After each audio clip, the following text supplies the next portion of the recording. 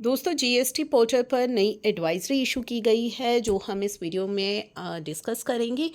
तो बेसिकली ये जो एडवाइजरी है ये रिलेटेड है जो आपकी जीएसटी काउंसिल की 52nd मीटिंग हुई थी, उसमें रिकमेंड की गई थी एमनेस्टी स्कीम। और ये एमनेस्टी स्कीम किन टैक्स पेयर्स के लिए है?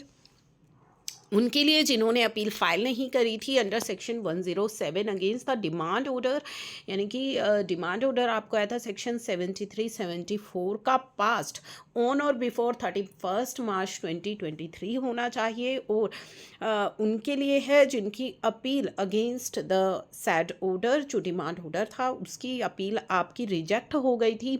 और रिजेक्ट होने का कारण क्या था कि जो आपकी अपील है वो with in the time limit जो स्पेसिफाई किया गया है सेक्शन 107 सब सेक्शन 1 में, उस टाइम लिमिट में आपने फाइल नहीं करी थी।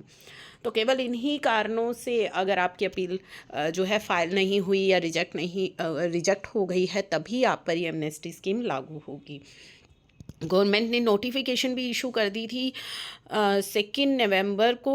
टैक्स पेयर अब अपनी अपील फाइल कर सकते हैं इनफॉर्म जीएसटी अपील 01 में जीएसटी पोर्टल पर ही ऑन और बिफोर 31 जनवरी 2024 तक आपको फाइल करनी है फॉर द ऑर्डर जो कि पास किए गए हैं प्रॉपर ऑफिसर के द्वारा ऑन और बिफोर 31 मार्च 2023। इसके बाद अगर हैं तो ये स्कीम एप्लीकेबल नहीं होगी। इसी के साथ यहाँ पे एडवाइस किया गया है टैक्स पेयर को कि वो अपनी पेमेंट कर दे for entertaining the appeal by appellate officer as per the provision of notification number 53 जो कि इशू की जा चुकी है ऑलरेडी। जीएसटी पोर्टल अलाउ करेगा टैक्स पेयर को to choose the mode of payment, credit या कैश लेजर के द्वारा, and it is the responsibility of tax payer की है कि वो अप्रोप्रिएट लेजर सेलेक्ट करे और करेक्टली अपनी पेमेंट कर दे। Officer of appellate authority check करेगा correctness of the payment before entertaining the appeal, and any appeal filed without proper payment may be dealt as per the legal provisions। अगर tax payer ने already appeal file कर दी थी and wants it to be covered by the benefit of amnesty scheme would need to make differential payment to comply with the notification number 53 के according उसे payment करनी है। कोई difference है notification के according, अगर ऑलरेडी आप अपील फाइल कर चुके हो तो डिफरेंस आपको पे करना है। पेमेंट जो है should be made against the demand order using payment towards demand facility जो कि पोर्टल पर ही अवेलेबल रहेगी। लॉगिन करना है आपको, ध्यान से समझ लीजिएगा, लॉगिन करना है, सर्विसेज टैब में जाना है। जी हाँ, सर्विसेज टैब में से लेजर आपको सिलेक्ट करना है और लेजर के अंदर ही आपको ऑप्शन दिया गया है payment towards demand.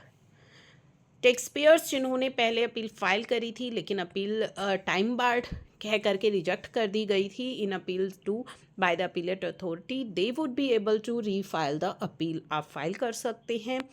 Tax payer को अगर कोई इशू आ रहा है वाइल रीफिलिंग द अपील 1 तो आप टिकट रेज कर सकते हैं on the grievance redressal portal पर, सेल्फ सर्विस पोर्टल पर। The taxpayer shall select the category, जो आप ग्रीवियंस रेज करेंगे तो आपको एमनेस्टी स्कीम सेलेक्ट करना है। If appellate authority has issued rejection order in appeal 4 due to the appeal application being time barred, taxpayer has to approach to the respective appellate officer authority के office में जाना है in advance to comply with the dates in the said notification। Then the authority वो check करेगी आपकी eligibility and will forward the case to GSTN through the state nodal officer। It is important to know that appeal 4 issued cases no direct representation would be entertained by GSTN or through grievance redressal portal। appeal 4 issued cases have to be compulsorily forwarded through the state nodal officer के द्वारा ही वो case forward किए जाएंगे। Post receiving case from the state nodal officer, GSTN will enable the taxpayer to file appeal against the concerned order।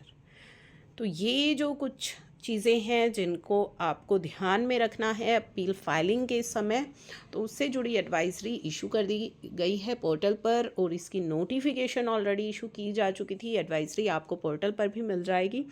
तो ये था एक important update आप सभी के लिए। तो चलिए मिलते हैं नेक्स्ट वीडियो में नेक्स्ट इम्पॉर्टेंट अपडेट के साथ।